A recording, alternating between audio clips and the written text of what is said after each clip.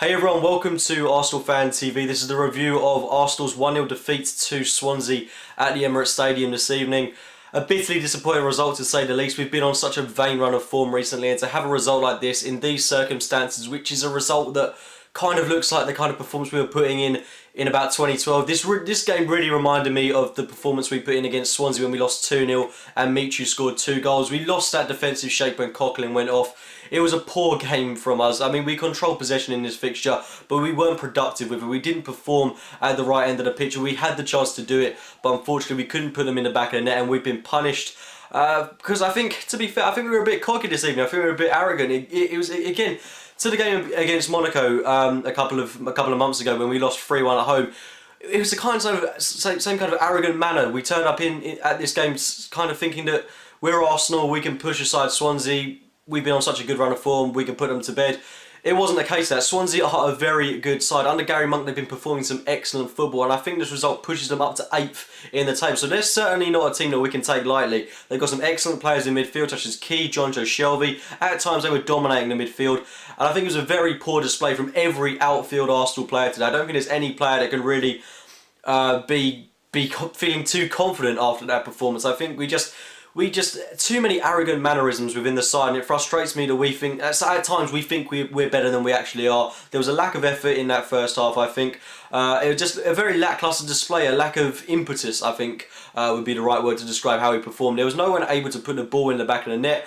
There was no one driving from the midfield to break through the Swansea line. I think this maybe would have been a good game for Wilshere to start in. He potentially had a point to prove on his 150th appearance. He wasn't able to do much when he came off from the bench. But again, it was a very annoying, frustrating performance from a lot of our outfield players. Ramsey had an absolute shocker tonight, but I don't want to individualise players, because practically every player in the midfield and onwards failed to get in the game and failed to break down what was a very well regimented side under the influence of Gary Monk. And it has to be said, a lot of credit has to go Swansea's way this evening. I'm not sure if they... It's hard to say if they deserve the win or not, because I think they defended valiantly throughout the game, and I think Arsene Wenger has actually been very harsh in his press conference by saying that Swansea didn't come to play, they just came to defend. Fair enough, they did come to defend, but what are they going to do against a team like Arsenal away from home? I fully expected them to play as we expected them to play like this. We should have been prepared for this scenario, and unfortunately they've out-tacticked us in this game, and I think it is fair to say they deserve to win. They didn't exactly fight hard to get the victory at one end of the pitch, especially. They weren't attacking too much in this game, but they took their chance when it came to them. Fair play, they put it in the back of the net. It was poor goalkeeping by David Ospina, it has to be said, and it's poor from us. I think it's poor from Wenger in the sense to take off Francis Coughlin and really go for it when we didn't really have to. I think this was one of those games where we could have settled for a point. It wouldn't have been a great result, but if we were going to get a top 2 finish, a point in this game, I think would have done us justice, and then we could have gone to United and gone all out for the win in that game. Unfortunately, it looked like we tried to go all out for something in this game, and it's really bitten us in the back. Frustrating to see that, and it's a learning curve for us. I don't think there's too much of a reason to overreact in this game. Things didn't go right for us, and of course, this does kind of put into perspective why we're not title challengers yet, because we've got a performance of this calibre inside of us. Until this performance is rid of us, then we're not going to be challenging for the title. I think there are areas of the pitch which we've certainly got to revise at times. I think Coughlin certainly should have stayed on the pitch. I think Walcott maybe should have started this game on the right flank. I think another thing that we've got to address, Wenger coming out before the game saying that Theo Walcott is a striker. I'm sorry, but if he's going to miss chances like the one he had today, he had a great opportunity to put it on the back of the net. He squandered it horrifically. But as did Alexis Sanchez. But Theo Walcott's chance was a lot easier to put in the back of the net, and he failed to get into the game in that striking role. He doesn't strike me as a player that can have a lot of influence in that role of the pitch in this Arsenal setup. He doesn't seem to work there. I much prefer to see him play on the right hand side. We can get into the game a little bit more, penetrate the back lines of teams, but he wasn't able to do that in that striking position. He gets into good positions, but when we're trying to cross the ball into the box, there's no target man. Unfortunately, Theo Walcott can't do that for us, and I want to see the best of him, but I don't think he's going to come in that striking role anytime soon. Maybe it's something we can experiment with in pre-season, but we can't be taking off Olivier Giroud and putting on Theo Walcott. I think things kind of fell to pieces a bit when Giroud came off. We were putting loads and loads and loads and loads of balls into the box, but no one was getting on the end of them. Fabianski had an absolute world-class performance today, but I don't think we should really forget that a lot of the chances that he saved were just aimed right at him. We made it a very good performance for Fabianski today by placing a lot of our shots at him. Ramsey was very guilty of that, but as was every other member of the team. Practically every shot we had was into the hands of Fabianski. I mean, we must have had so many shots on target, but right at the goalkeeper. It was poor finishing from us today, and I just felt that we needed that little bit more cutting edge in that top half of the pitch. But I don't think there's any reason to have a meltdown over this result. I mean, we're in a good position still. Let's not forget, we're 2 points above United. We've got a game in hand over them.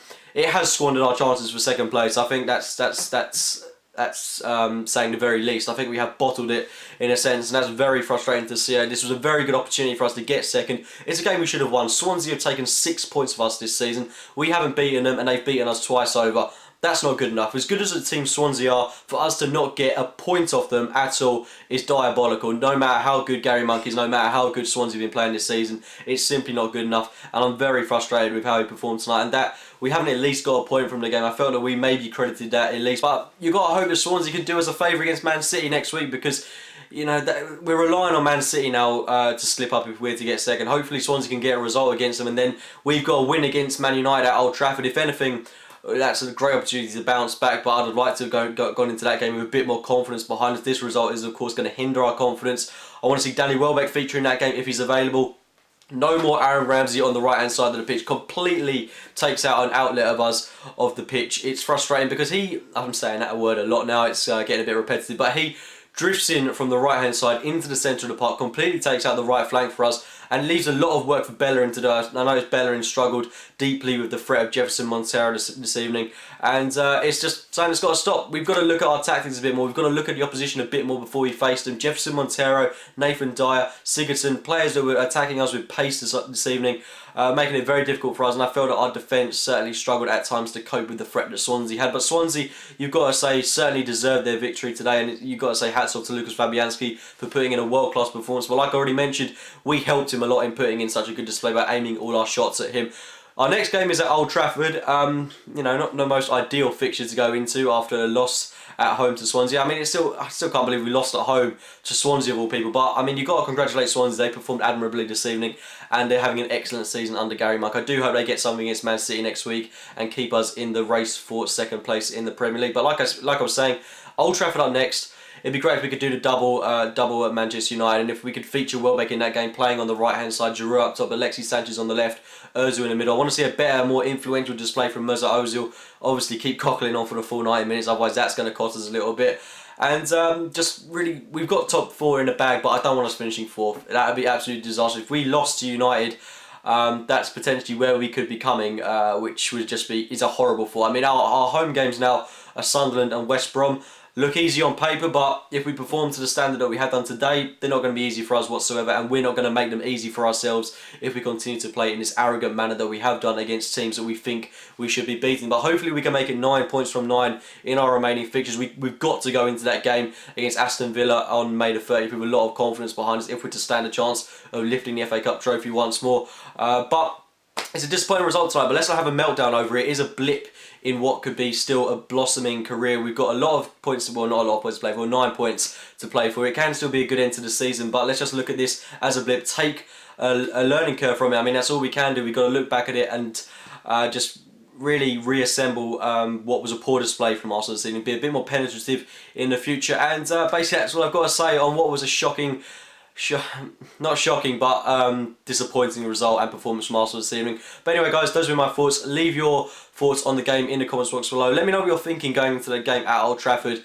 on Sunday. I'd love to know your thoughts heading into that fixture. Subscribe to Arsenal Fan TV, check out my own channel, AFC Game by Game. I will be sure to speak to you very soon, guys.